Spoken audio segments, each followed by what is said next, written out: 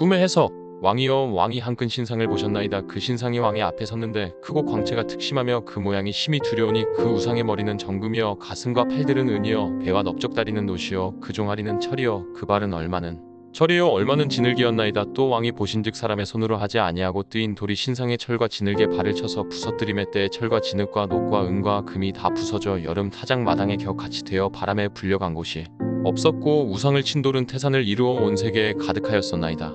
단 이 31-35 얼마나 놀라운 이야기인가. 이것은 하나님께서만 하실 수 있는 지혜의 일이었다. 이 놀라운 꿈의 해석을 듣고 나서 아마 이 느부갓네살 왕은 무릎을 쳤을 것이다. 맞다.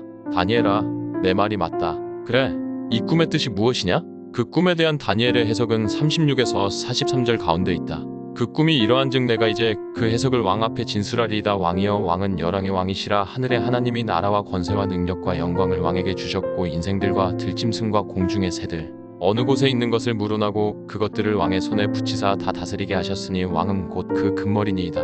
단 이 36-38 왕이 가진 그 모든 영광과 권세는 하늘에 계신 하나님께로부터 온 것입니다. 그러므로 주의하십시오. 그 권력을 선하게 사용하십시오. 온 만국을 다스릴 때 하나님께 영광을 돌리는 방향으로 통치하십시오. 라고 다니엘은 왕에게 충고하고 있는 것이다. 바벨론, 금나라, 왕이여 왕이 한 큰 신상을 보셨나이다. 그 신상이 왕의 앞에 섰는데 크고 광채가 특심하며 그 모양이 심히 두려우니 단 이 31 그 우상의 머리는 정금이여 인생들과 들짐승과 공중의 새들 어느 곳에 있는 것을 물어나고 그것들을 왕의 손에 붙이사 다 다스리게 하셨으니 왕은 곧 그 금머리니이다. 단 이 3238 고대 바벨론 나라는 BC 605에서 539년까지 존재했던 막강한 나라였다. 온 세계를 지배하는 제국이었다. 그 나라는 유프라테스 강 위에 건설되어 있었고 그 성 안에는 20년 동안 먹을 양식을 저장할 수 있는 창고가 있었다. 또한 성벽이 299피트의 높이였다. 그 성의 둘레가 60마일 둘레로서 크고 막강한 난공불락의 성이었다. 예레미야 51:7에 말씀하기를 바벨론은 여호와의 수중에 온 세계로 취케하는 금잔이라 고했다. 옛날 바벨론 성의 터는 지금의 이라크인데 고고학자들이 이라크 남부에 가서 파보면 옛날 바벨론 성이 터전을 발견하게 되는데 그 당시 금을 참으로 많이 사용했음을 알게 된다. 그래서 바벨론 나라는 금으로 상징되었다. 그런데 신상의 가치가 금, 동, 철, 지늘개 순서로 내려가면서 그 금속의 가치는 점점 떨어지지만 강도는 점점 더 강해지는 것을 볼 수가 있다. 무슨 뜻일까? 각 제국들이 바뀌면서 그 부유함은 줄어들어 갈지 모르지만 군사적인 힘은 점점 더 강력해질 것을 하나님의 지혜로 보여주신 것이다. 성경의 예언들의 적용은 대부분 바로 그 계시를 받은 선지자의 시대에서부터 시작된다. 다니엘이 설명한 이 예언은 다니엘이 살던 바벨론 시대로부터 시작해서 약 2500년이 넘는 지구상의 역사를 요약해서 한눈으로 설명해주고 있다. 아주 간단하지만 정확하고 요점이 분명한 줄거리를 가지고 역사를 미리 예언하여 준 것이다. 우리가 요한계시록을 공부하여 보면 계시록은 사도 요한이 살던 시대 즉 로마 시대부터 세상 종말까지에 있을 중요한 사건에 대하여 예언해주고 있는 사실을 보게 된다. 메데 페르샤, 은나라, 왕의 후에 왕만 못한 다른 나라가 일어날 것이요. 단 이 39 금나라인 바벨론 다음 두 번째 나라는 메데 페르샤 동맹국이었다.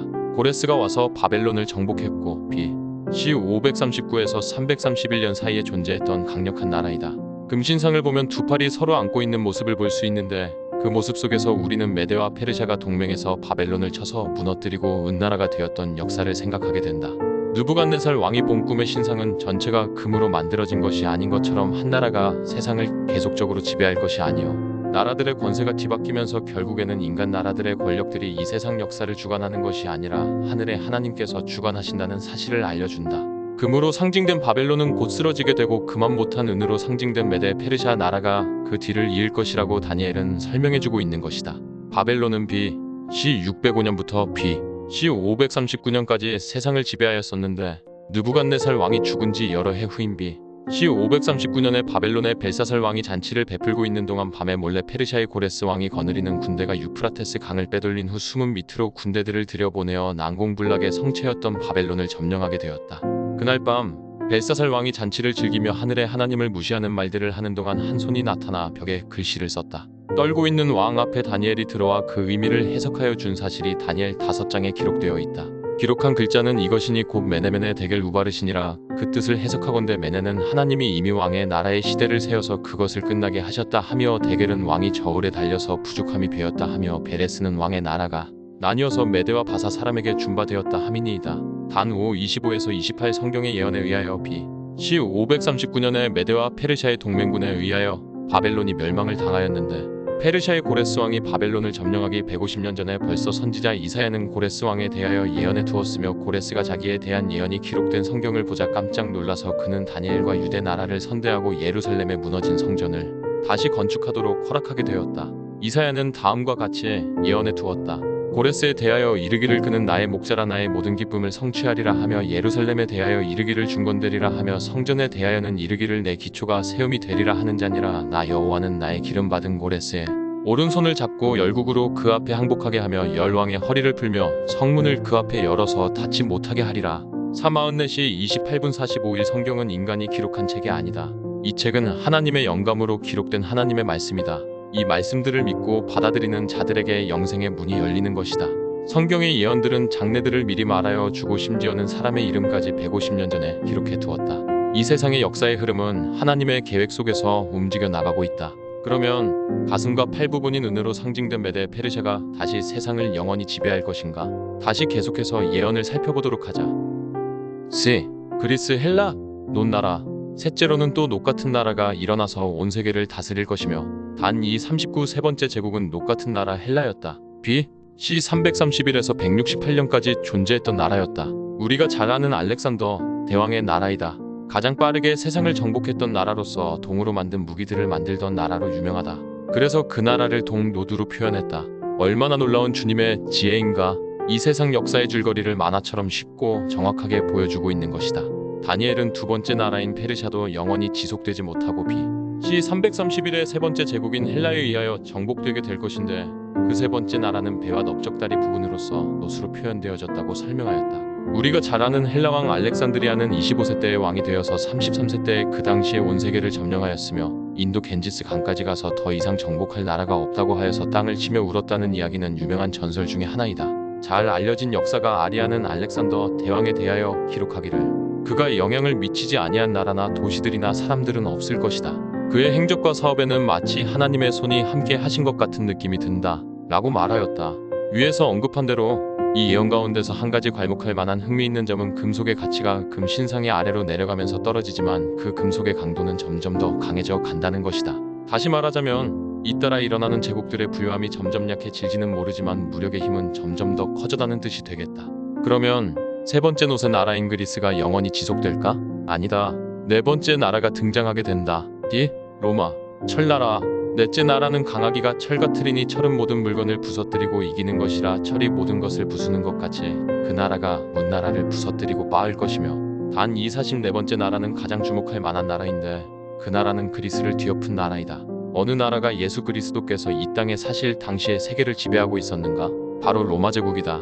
그러므로 네 번째 제국은 로마이다. B. C 168에 D 351년 동안 세상을 지배했다. 신상의 두 다리는 철로 만들어져 있었는데 이것은 로마 제국이 나중에는 동로마와 서로마로 나뉘어지는 것을 상징한다. 거의 500년 동안의 긴 기간 동안 로마는 두 개의 제국으로 분리되어 존재하였다. 로마는 철처럼 짓밟고 물어뜯는 아주 강력한 군대를 가진 나라였다. 로마 제국의 명령으로 예수의 부모인 요셉과 미리아가 호적하러 베들레헴으로 가게 되었고 예수 그리스도께서도 로마 군인들의 철못에 의하여 십자가에 못 박혀 돌아가셨다. 이렇게 성경은 이 놀라운 사실을 간단하면서도 자세하게 예언으로 기록하고 있는 것이다. 역사가 에드워드 기본 에룰게빈 씨는 자신의 책 로마 제국의 쇠퇴와 멸망에서 다음과 같이 기록했다.